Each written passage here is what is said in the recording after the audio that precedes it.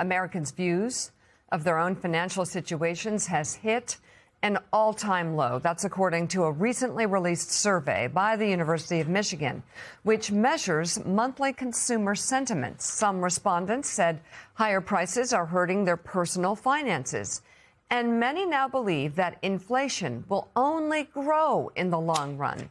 Let's bring in former Treasury official, Morning Joe economic analyst Steve Rattner with charts looking at this issue. So let's start with inflation, which, gosh, I can't imagine it higher.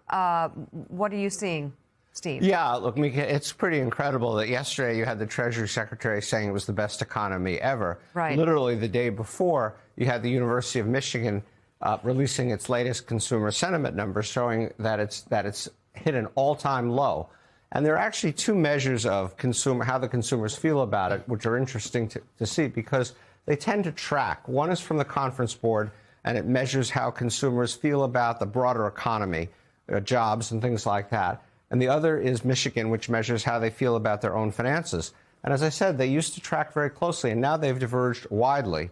And you've got consumers basically at the 73-year all-time low in terms of how they feel about their own finances, and not feeling great about the economy, but feeling substantially different about the broader economy. So why is that? As you said, inflation is in the picture. And this measures actually not inflation, but how consumers think prices are going to behave over the coming year. How much are they going to go up? So how are they feeling looking forward?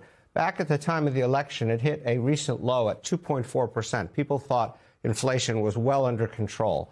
Then you had Liberation Day with the tariffs, and everybody explaining the tariffs are going to add to inflation. Expectations shot up here over 6%. Then they declined again, but now with the war, they're up to 4.8%. So inflation is running at the moment at 3.8%. Consumers think it's headed to 4.8%, and that adds to this incredible pessimism. So I just curious, as you get to the next graph, wonder where the Treasury Secretary is getting his information, and then if you could talk about where profits are versus wages. Yeah, so it is. People talk about something called the K-shaped recovery. It's a kind of funny way to think about it, but K meaning it goes up for some people and it goes down for some people, and that's what we're seeing. The overall economy is still growing, as I just said, but when you look at how it's affecting different groups of Americans, you get to very different answers. So here we again take the Michigan consumer sentiment numbers.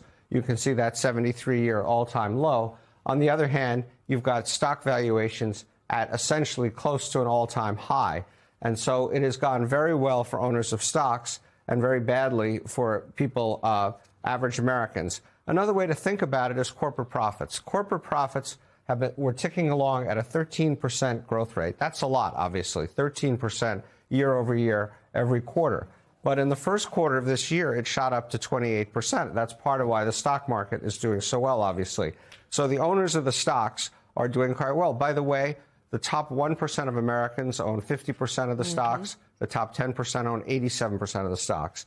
But for the average American, there's just been fairly modest wage increases, 3.8%, year over year relative to corporate profits going like this. So you've got owners of stocks and higher income people doing incredibly well, people at the bottom doing not so well. And also, last comment on this, inflation is now running ahead of wage increases, so people are actually losing ground in terms of how much they can buy. And so, Steve, that disparity brings you to the next chart about how much wealthy people, homes with high net worths, are spending right now. And you kind of use the example of gas prices, which are difficult for many, many Americans, but not felt by wealthy Americans. Yeah. So people, if you listen to corporate CEOs talking, they all say that people toward the bottom are cutting back. People toward the top are spending more. And that is supported by the numbers. The top 10% of households now account for more than 45% of total spending, which leaves the bottom 80% with less than 40%. And you can see this trend, which has been going on for a good while, the lines have crossed, and now the top 10% well above the bottom 80%.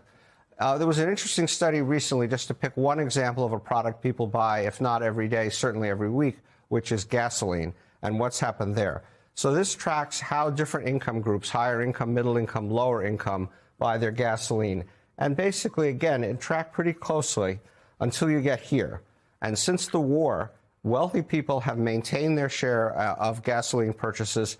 People in the middle have been cutting back sharply. People at the bottom have cut back even more sharply.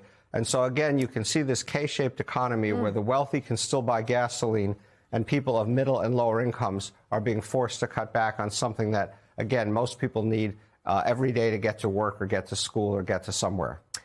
Morning Joe economic analyst Steve Rattner, thank you very, very much for that.